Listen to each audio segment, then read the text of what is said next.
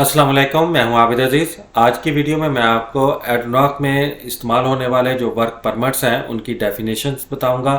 तीन तरह के परमिट्स इस्तेमाल किए जाते हैं: general work permit, hot work permit और critical work permit. General work permit की जो डेफिनेशन है वो ये है कि a permit used for activities that does not form part of the high risk activity list and does not contain any source of ignition and are where the maximum inherent risk involved is medium or low as per the ADNOC RAM risk medium low. Hot work permit की जो definition है: a permit used for activities that contain a positive source of ignition as part of the nature of work activity.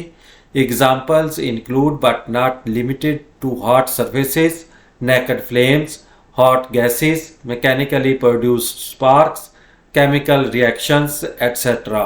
Risk high or high medium. Critical work permit की जो definition है: a permit used for critical work activities listed in work categorization chart are identified by the group company as critical or high medium risk as per ADNOC RAM.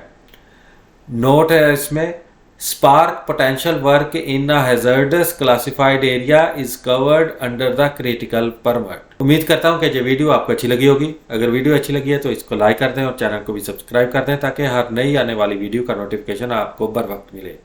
इसी के साथ ही आबिद अजीज़ को next video तक इजाज़त दें। अल्लाह हाफिज़।